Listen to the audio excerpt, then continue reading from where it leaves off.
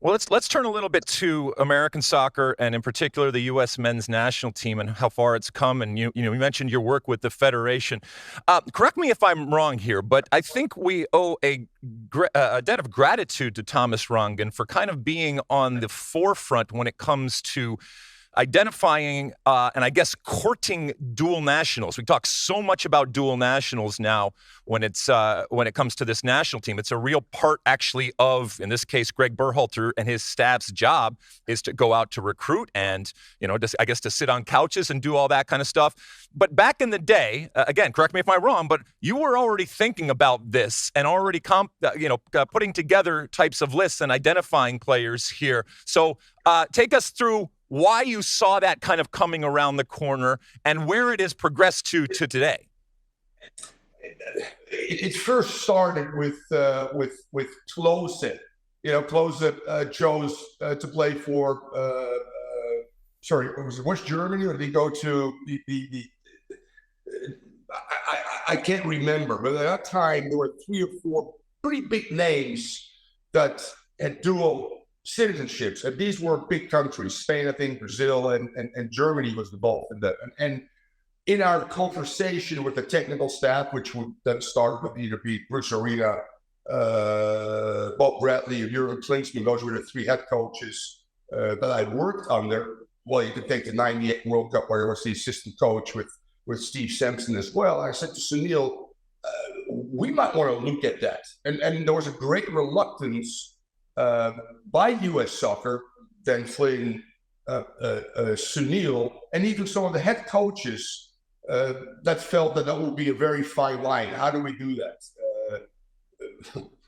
How do we go into Mexico and try to, tell the Mexican Federation we're going to do the following? How does Bayern Munich respond to the fact that we want to see Green in a U.S. men's national team jersey while he was playing for the German national teams? And I kept pushing the envelope.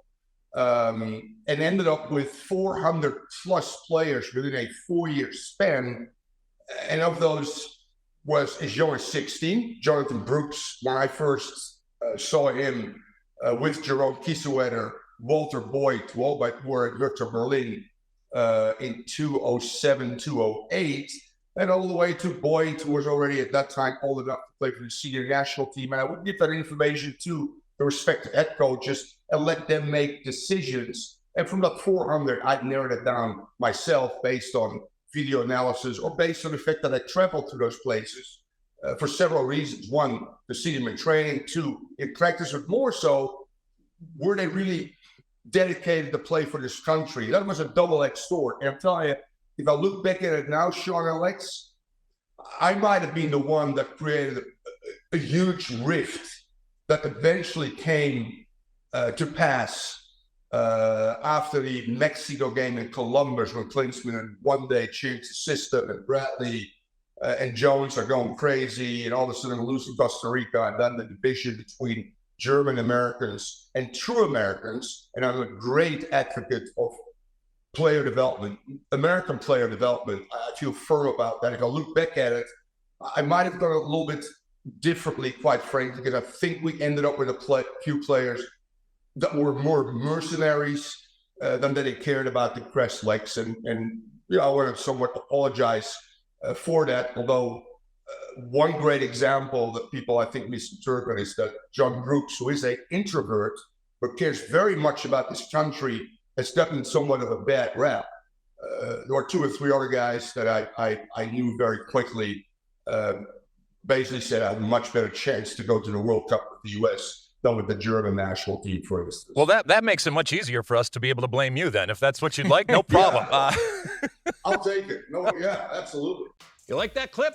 Well, my State of the Union podcast drops twice a week right here on my very own YouTube page. The only way to stay up to date is to hit that subscribe button down below. Size the day, and see you soon.